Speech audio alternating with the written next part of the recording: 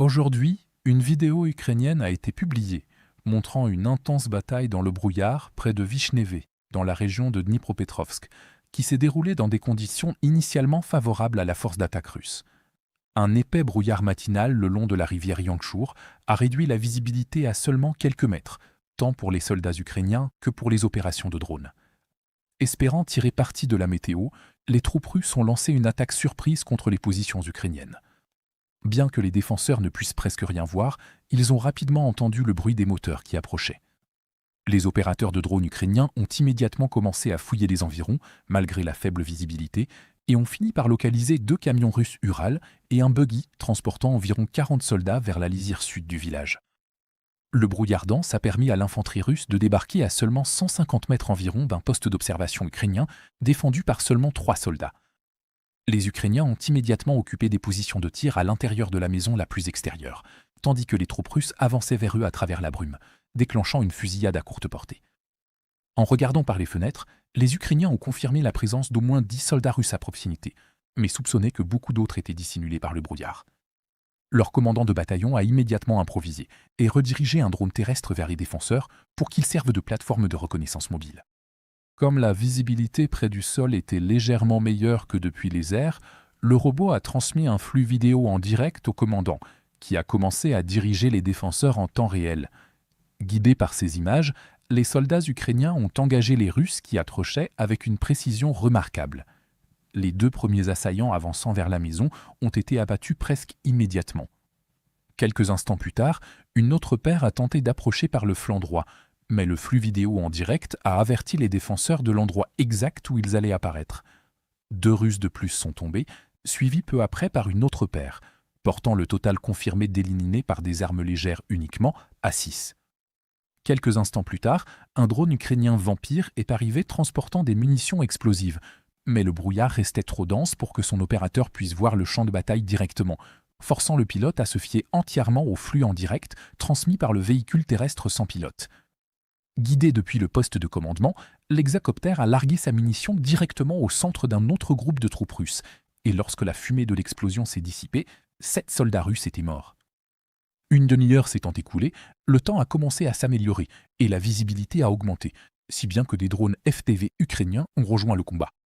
L'infanterie russe, tentant d'éviter les tirs de fusil précis des défenseurs à l'intérieur de la maison, s'est trouvée forcée de sortir dans les rues, à découvert, où les opérateurs de drones les ont engagés les uns après les autres.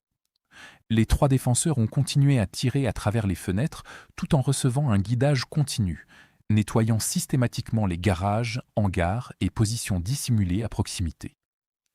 La coordination entre l'infanterie, les drones aériens et le véhicule terrestre de reconnaissance improvisé a transformé ce qui avait commencé comme une défense désespérée en une contre-attaque dévastatrice. Après environ 45 minutes de combat continu, une vingtaine de corps russes gisaient immédiatement autour de la maison où les 3 soldats ukrainiens avaient tenu leur position. Environ 100 mètres plus loin, sur la route, 20 autres morts ont été comptés. Au total, environ 40 soldats russes ont été éliminés lors de l'assaut raté, malgré le fait que les attaquants bénéficiaient d'un avantage numérique écrasant d'environ 13 contre 1. Fait remarquable, les 3 défenseurs ukrainiens ont survécu à l'engagement, conservant leur discipline tout au long de la bataille et suivant chaque instruction transmise par leur commandant par radio. L'échec de l'assaut russe reflète également la situation opérationnelle plus large dans ce secteur, car il a été lancé après que les forces ukrainiennes eurent précédemment repoussé les Russes de près de 10 km. De telles pertes ont créé une pression considérable sur le quartier général russe pour récupérer rapidement au moins une partie du territoire perdu.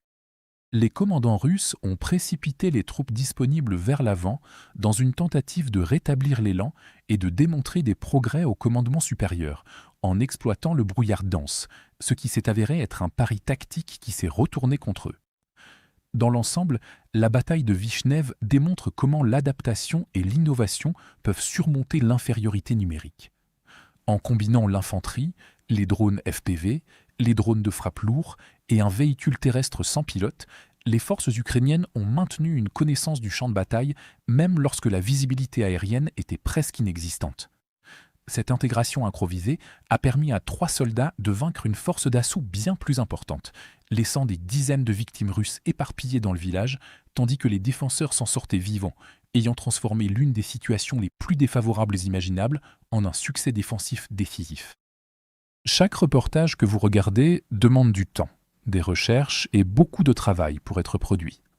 En devenant membre de la chaîne, vous soutenez directement l'équipe et nous aidez à continuer à créer une couverture détaillée et indépendante. En retour, vous recevez des vidéos tactiques exclusives, des mises à jour stratégiques et des analyses géopolitiques accessibles uniquement aux membres. Cliquez sur « Rejoindre » ci-dessous pour soutenir notre travail et accéder à la bibliothèque complète réservée aux membres.